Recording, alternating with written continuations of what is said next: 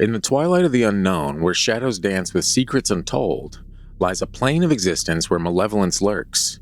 From the haunted halls of Poasttown Elementary School to the sanctum of a teenage slumber, specters of the past weave tales of terror. A photographer's lens captures whispers of evil as a malevolent spirit leaves its mark, a harbinger of darkness in the Ohio night.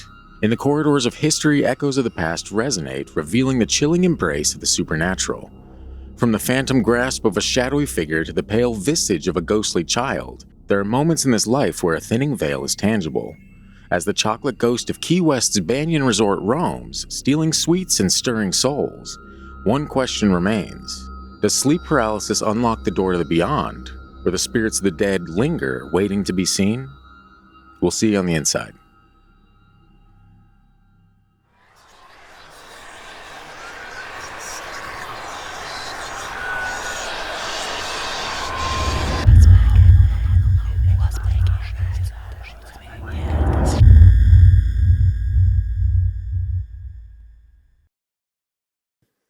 Folks, welcome back to another episode of Sleep with the Lights On. We hope you're having a fantastic day.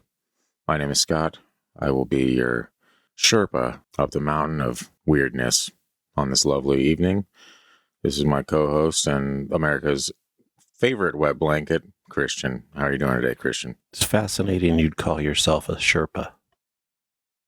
Well, someone's got to do it, you know? Someone's got to lead people up this tall mountain, frigid, full of conspiracies and ghosts and demons and all the like.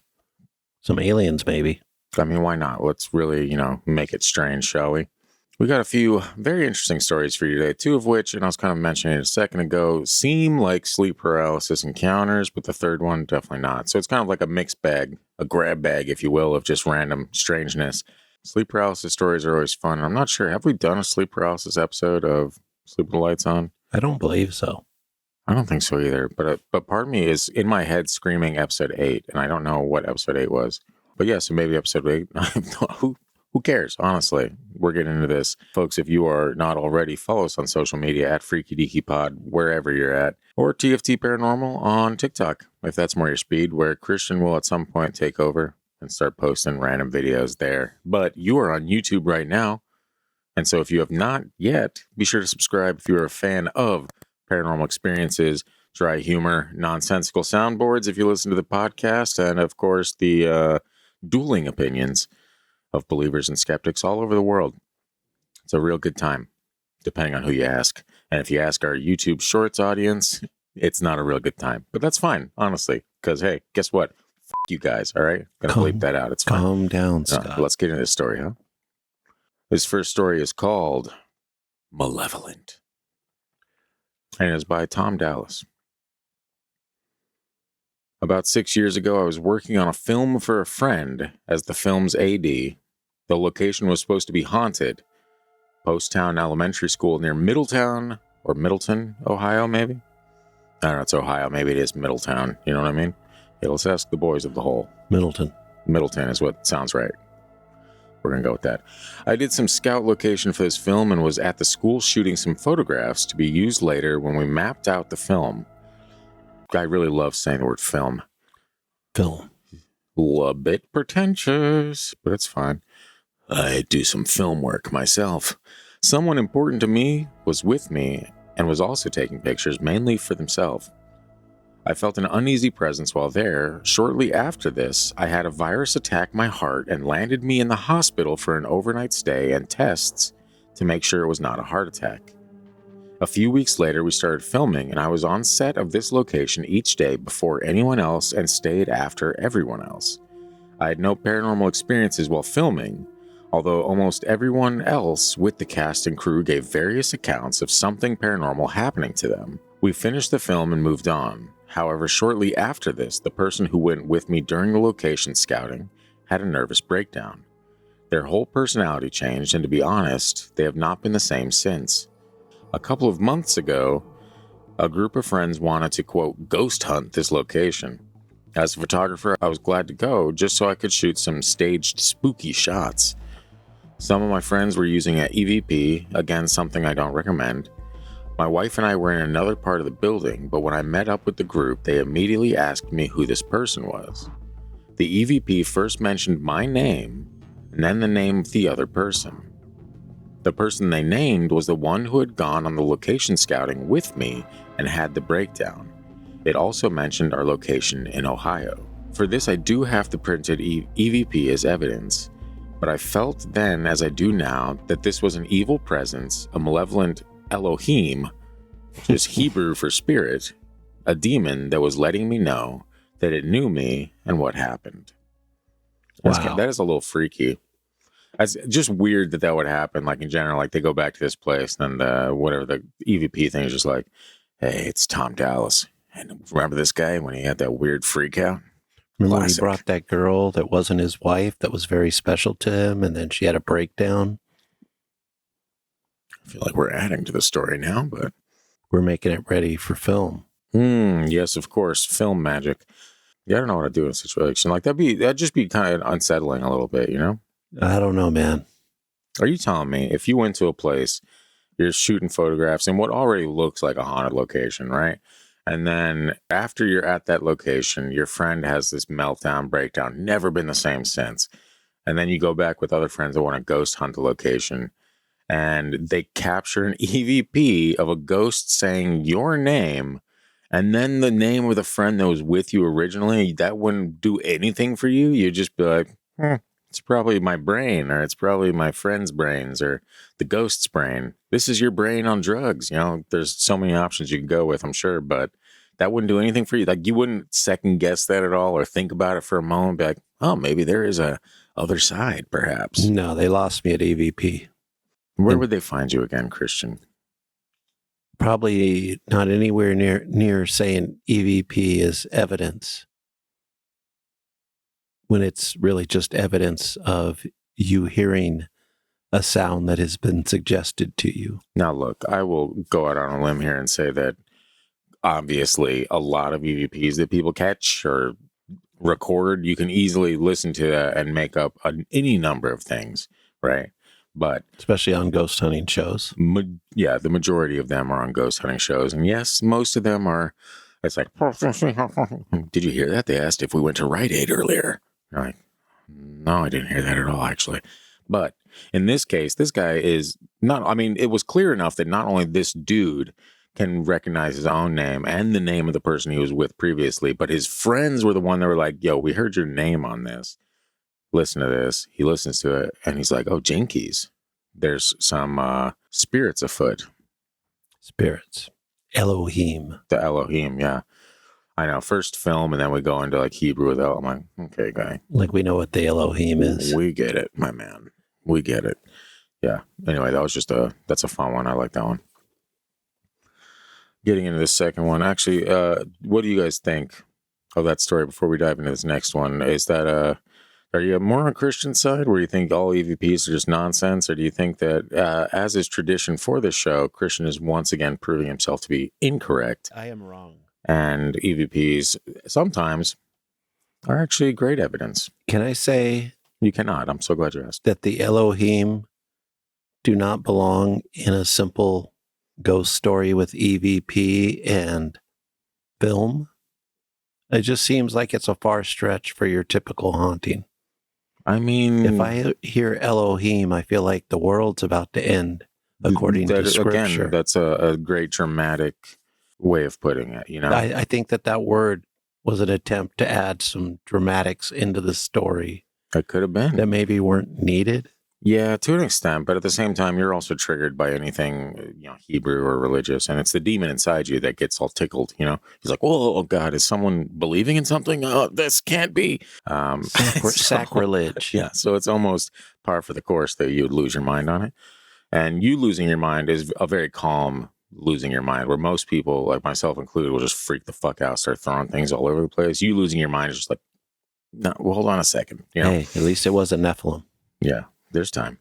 There's time. In the future, though. There's always time for the Nephilim. You can just go over to Tony's show and he'll tell you all about them. And portals. Anyway, this next story is by Busy Lying Down, and it's called Some Reading Material. You'll get a kick out of this one. This is sleep paralysis like story, and it's a kind of a hoot. Anyway, there's an owl in it? There is. It says, anyway, hoo, hoo, hoo. Yeah. Now that the animal sound effects portion of the show is concluded, let's get into some reading material. I was reading a library book before bed one night when I was a teenager. 1800s? It was, yeah. Well, it was a teenager, so I was going to go ahead and start over again. 1900s? Mm-hmm. The late 1900s, probably. 1999. I was reading a library book before bed one night when I was a teenager. It was something really boring. I had checked out for a history project for school and I couldn't keep my eyes open. I fell asleep with it on my bed. I had like a sleep paralysis event happen, and I watched this shadowy figure of a man walk into my room, look around, pick up a few knickknacks, and put them back down. What's that? Paddywhacks. Yeah, probably gave his dog a bone as well. It was so terrifying. My entire body was screaming to move, but I couldn't. Not even my fingers. I just wanted to scream for help, but nothing happened. No matter how desperately I tried, I finally got enough courage to look at the man, but he wouldn't come into focus for some reason. He was just a shadow, like he wasn't fully there. He came up to the side of my bed and stood over me, looking down at me for what felt like forever. I was so terrified, but I couldn't move a muscle. Then he reached down, grabbed my library book, and turned, walking out of the room. I never found that library book, ever, after tearing apart my room and my house. My mom said it was a coping dream for losing the book, but I distinctly remember falling asleep, reading it that night, and I even had sent a text to my boyfriend at the time that night saying that I wished I had chosen a different book because this one was putting me to sleep. I had to pay a fine and everything. The first thing I'm going to point out is that this lady's mom seems to be Christian. Yes, of course, dream magic. I mean, that's kind of what you have to do to kids, or... Yeah, but it wasn't a demon taking your library book, chump. It's all right. Obviously, it wasn't a demon because... Demons don't read. Everyone knows that. That's Demons 101. This was like a friendly ghost, like not quite Casper, but maybe one of his cohorts, the smart ones. That is also a fascinating coping mechanism for being irresponsible teenager and losing your library book. Here we go. Okay. So you are reading a book and you fall asleep. And when you wake up, that book is gone. Okay. Right. And you're saying, regardless of what this person imagined, right? They never had the book or they had lost it previously. Like, do you understand the time span is like literally reading the book, fall asleep. The book should be on me, on my bed, in my room, within the radius of 4 feet of my body, most likely. Then this person just happens to see a weird shadow person come through the room, picking up their knickknacks, trinkets, and whatnot, put them back down, walking over to the bed, staring at this person, grabbing the book, turning and walking out. And that is a coping. Now it's coping. Like there's nothing to cope. It was literally the timeline of events. I was reading a book. When I woke up, I didn't have the book anymore. And I just so happened to quote unquote dream this shadow person taking it. Where else could it have gone? Like in that, you're not moving. Did you throw it out the bedroom window while you're asleep? And you're like, oh, bye-bye book. Oh, I hope a shadow person comes and steals it subconsciously. First off, I want you to stop saying knickknacks because it triggers the paddywhacks. Okay, I said trinkets. You said knickknacks a little while ago and I've been stuck on it. Well, that's okay. I know. I'm just paddywhacking all over the place. I hope you don't use that as a verb ever again because it sounds perverted. All right. I don't need you to be paddywhacking anything. Now, I didn't go deep into saying that it actually was a coping mechanism. It could be. But you because did. I don't remember, like when I fall asleep, there's a time period that I always forget. Yes. And who knows what this person could have done. They could have gotten up, walked away. Or maybe maybe this sleep paralysis thingy, you call it a demon. Thingy. Yeah, that's much more dramatic. This sleep paralysis thingy. I mean, maybe they don't have real books in the afterlife. Maybe it's on your smartphone there too. Well, I mean, seeing as how books don't die, there can be no afterlife for books. You know what I mean? They have to be written in the afterlife. You know, books have already died. That's why they're books. The spirit of trees, of course, yes. Yeah, that's already moved on, and now we just I mean, Now we taunt them with print and every ink. episode you pose with a fake dead tree. Yeah. I'm doing the right thing by using a fake dead tree. Right. Okay. You didn't actually contribute to the murder of trees. Take a look at me. Do I look like someone outside chopping down lumber? I mean, we all do. Do I look like I work in a paper mill? We all use paper. Not this guy. Anyway, now that you've completely distracted from the actual story. Folks, what do you think about this story? Do you think it's possible for shadow people to steal our trinkets and books and whatnot? I think so, because I've had plenty of experiences, and I'm sure there's folks out there that have many experiences themselves of trickster spirits of sorts, where they just take your keys and they move them to a different location. Or for me, in my case, I was in Vegas and had a t-shirt business, and they took my designs and I never got them back. And they were in the closet, moved by no one, and they just never came back. They were gone for a while. They decorated the walls of hell.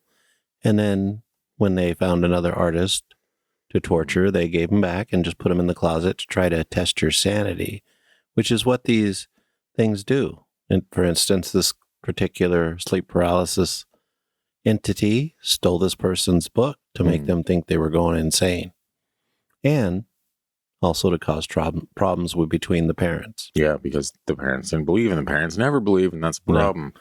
And that is a problem. Yeah, sometimes these things are actually demons because they do this stuff so that the parents treat their children badly. Is my shadow person a sleep paralysis demon? All that and more at 11. Let's get into this third and final story called The Chocolate Ghost, and it's by Luna 88. About 10 years ago, I stayed in a beautiful resort in Key West, the Banyan. It was originally built in the mid-1800s and originally served as housing. Housing for what? Demons. Where are you going with that? Are you taking it to another weird trigger? Feels like it might be. Sounds like it. They're staying on a former plantation. Yes, of course. Plantation magic. In the 1980s, it was converted into a resort, which is the last thing the previous tenants could have ever possibly imagined. No, just kidding. I thought I would mention this to acknowledge how much history this location holds. I stayed there when I was 20 in one of their large rooms with my then boyfriend and his family. His parents and their friends each had bedrooms within this large room, but my boyfriend and I slept on the pull-out couch, something my boyfriend was not known for doing. The last night we stayed there, we were on the pull-out bed watching Seinfeld. Great choice after everyone had gone to bed. We were in a spooning position with me facing the TV next to the bed. What kind of story is this? Well, we're getting into it, Christian, so you can find out in just a few moments, if you will. Now I gotta say the spooning thing again. We were in the spooning position with me facing the TV next to the bed and my boyfriend's arms draped around me. Netflix and chill. Wow. I felt him dozing off. He starts twitching a lot, and I felt myself get pretty tired. Suddenly, my whole body goes numb. It was not uncommon to me, as I've suffered from sleep paralysis for years. I was still awake, but my body was asleep. I know this because I could still see the Seinfeld episode and I could still look around the room. I continue to look around the room, and when my gaze returns to the TV, I see that there is someone standing between the TV and the bed, basically a yard away from me. It's a little girl, maybe about 8. She's wearing 1800, early 1900 attire, a little blue dress with white stockings and Mary Jane shoes. Christian, not that kind of Mary Jane. Her hair was in curls with a blue ribbon, but her face was what scared me. It was pale. Pale lips, pale eyes, and she had a blank expression. She was just looking down at me, staring. I shut my eyes and started hyperventilating. My deep breathing woke my boyfriend up, who started shaking me. Finally, I snapped out of paralysis and she was gone. I dismissed it as a nightmare and went to sleep. Here's where it gets interesting. Fast forward 6 years, I got engaged to my then boyfriend, and my best friend planned my bachelorette party in Key West. She chose the Banyan Resort. Interesting. When myself and my group of friends arrive, we make our way to the room. I see that we get closer and closer to the room where I had this nightmare, quote-unquote nightmare. Before I knew it, we were in front of the room door. We were staying in the same exact room. I kept quiet and didn't tell any of the girls what happened in there. I didn't want to creep them out.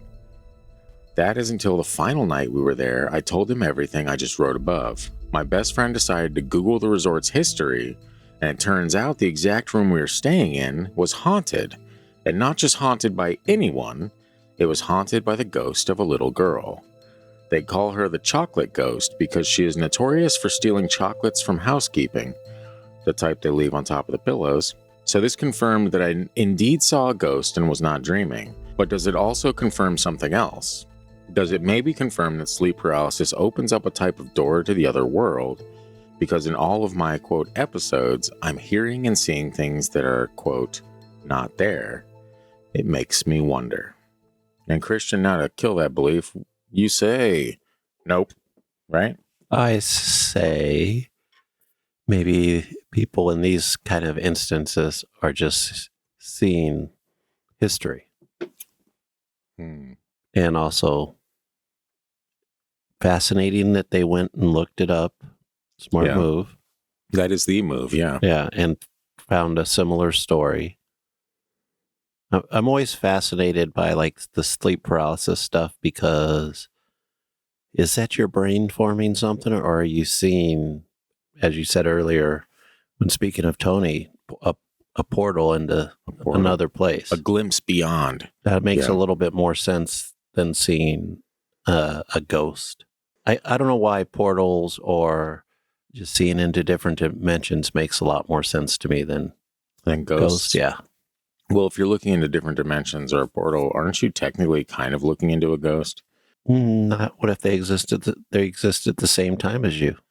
I mean, that would make sense, except for the description of this person saying, completely pale, lifeless expression. I mean, which older you see, clothes. Yeah, and you see it. Look, in all 1800s photos, is there a happy expression to be found? There's not, because you have to kind of stay there for 5 minutes while it's really hard to hold the same smile for 5 minutes when you're doing that old school flash photography. Yeah, exactly. With a bunch of black powder, gunpowder on your racist board. But racist, but it's okay. Yeah, it's okay. People make mistakes. I mean, we are talking about a plantation. We are talking about a resort plantation. Or former plantation. Yeah. It's fascinating, too, that what if, as you're reading the story about the chocolate ghost, this thought popped into my mind. Let's hear it. You know how a lot of hotels do that chocolate? You said do that chocolate, but it's fine. The same color. Yeah. Okay. What if it's like some ancient or old belief to protect from evil spirits? Like, what if we just eventually changed it into some smart entrepreneur said, we're a little haunted. Let's put chocolate on their pillows. And it worked. Wow. Yeah, that's the first idea. They're sitting around a table. Guys, what are we going to do about this haunting? And someone from the back's like, hey, just put some chocolate on their pillows. That should do it. I'm like, wow, Steve, what a genius. Get chocolates. It's time. Nobody knew that Steve's third cousin, who he's also married to, owns the chocolate factory in town. And we just always take it to really, and by we, I mean mostly you, strange locations with our dialogue in this show. And it's very taxing at times, I'm sure. And there's people that probably listen and they're like, wow, this is a very strange experience that I find myself in. But I keep coming back for some reason. What is it? Well, I mean, we can do a little experiment here. If your house is haunted, put a chocolate on your pillow and see what happens. Maybe it calms down. Hey, maybe you get ants. Does that sound fun, friend? I doubt it does. Ants crawling on you when you wake. Maybe you don't put it on your pillow. Yeah, I don't want to think about ants anymore. I'm done with the ant talk. Let's talk about uncles. Uncles haunting your dreams. Generation X style. Take that as you will. Folks, listeners of this show, I really need you to save me. And I need you to come up with theories of your own for these stories that you've heard today. And if you have different opinions or you have thoughts on what these things could be, or maybe you have thoughts on what sleep paralysis is in general, do you think it's just your body shutting off and your mind still running?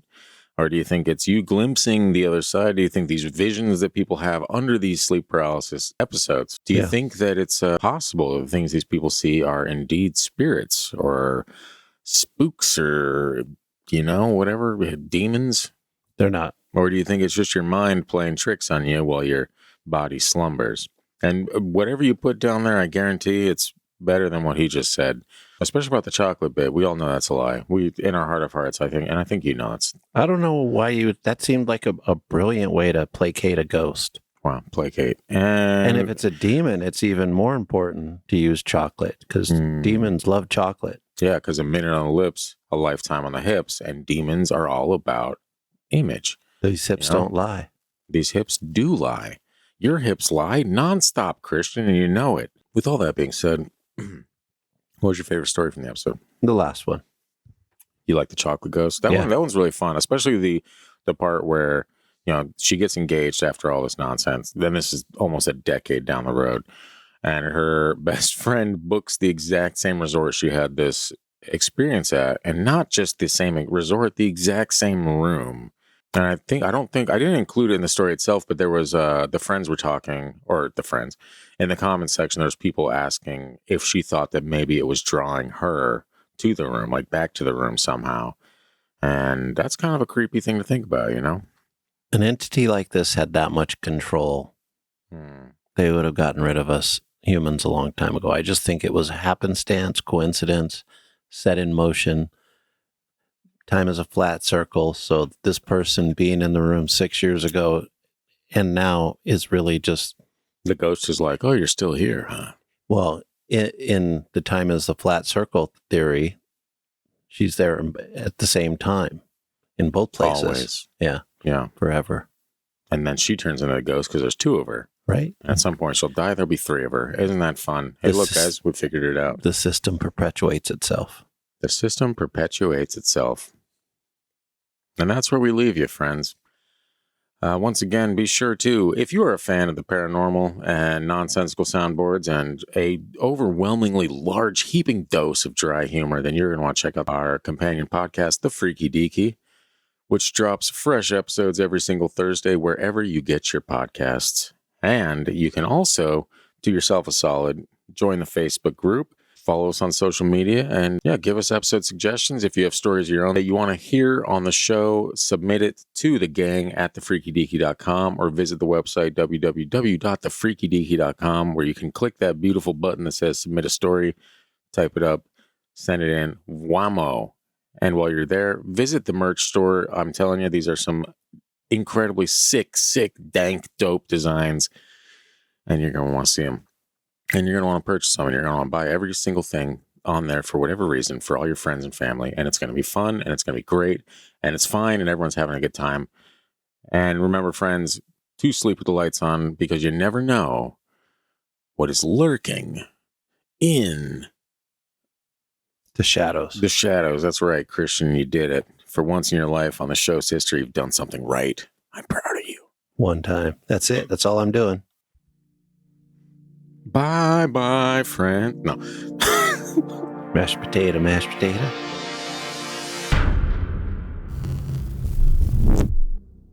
Be scared.